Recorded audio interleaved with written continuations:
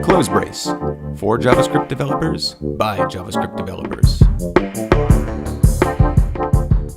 We're back again with another installment of 5-Minute React. In our last tutorial, we got Webpack hot reloading up and running. That's a nice thing to have, and it'll allow us to move forward with React development.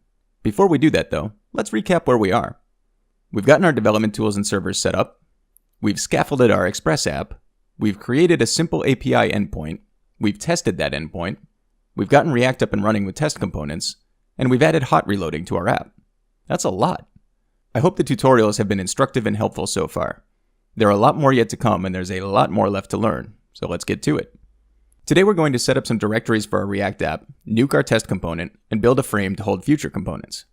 After that, we're going to need to be able to navigate between components, which means we'll be tackling front-end routing, but that's a whole other tutorial. Probably 2 or even 3, actually. Let's start with our /source directory. We obviously don't want to keep our entire React app at the top level, so we're going to create some subdirectories. As an added bonus, these directories are going to give you an advanced look at future tutorials, in which we'll cover, well, how the hell all this stuff works. For now, create the following folders underneath /source.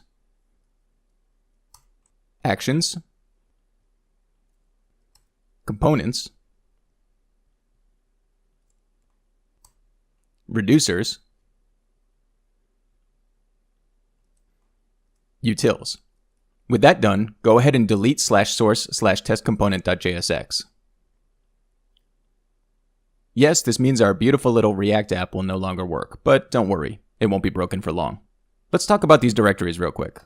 Actions are what we'll be using to communicate changes in state to our application. Components will hold our React components, everything from page templates down to little boxes, buttons, and doodads.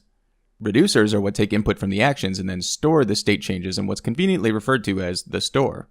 Utils will be small JavaScript files full of handy stuff that we can import if we need. I'm not going to get into actions and reducers today, let alone cover the basics of Redux, with which we'll be managing all of that, but I do want to talk for a minute about application state. This is an important concept to understand when moving forward with React development. Your app state is a collection of data that represents, well, the state of your app. That is to say, what's going on. You know how on most modern websites you can click, say, a tabbed menu atop a box, and the content of the box will change to reflect which tab you've clicked? That's a change in app state. Your app is being told which tab was clicked, and acting accordingly to either fill the box with the appropriate data, or at least hide various HTML containers that contain data for the other tabs, and show the HTML container that contains data relevant to the tab we clicked. Not to mention highlighting the tab, which is another change in app state. To put it in jQuery terms, all of these change app state. String mydiv.show, string mydiv.addClassHighlight, string mydiv.html, this is new div content. The reason for using React over something like jQuery to manage this stuff is because of all the auto magic that happens under the hood. Instead of having to update a div with text, we can just change a component's prop, giving it the text we want, and React will automatically render that. We don't end up having to write a zillion .show and .hide and .html functions for the various pieces of our app, resulting in a much more compartmentalized and less cumbersome approach to application development.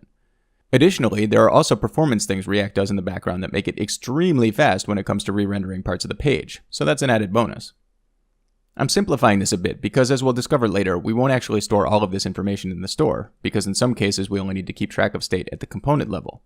But for now, the best way to think about it is as follows. Every piece of dynamic data in your app is inherently part of its state, whether it's information we've pulled from an API and are displaying on the page, or the shown/hidden state of a component.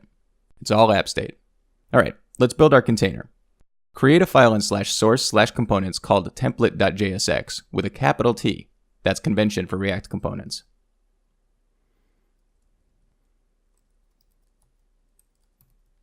Then fill it with the following code. Not really much different from our test component, I'll admit, but that file is going to change a lot in subsequent tutorials. Also note that we have to use class name and not just class, because class is a reserved word in JavaScript. Don't worry, React will render that out as classes in the HTML it generates. For now, save this file and switch over to /source/index.jsx.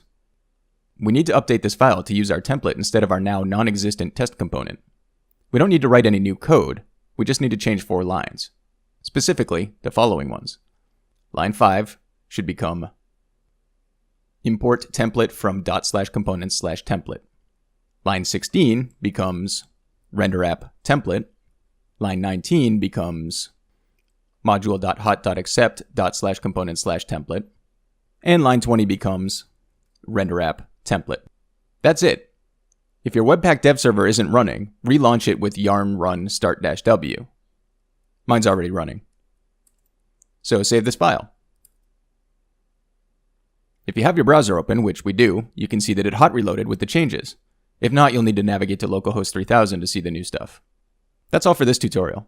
Next time we'll create a few more components and wire them together before tackling React routing. See you there.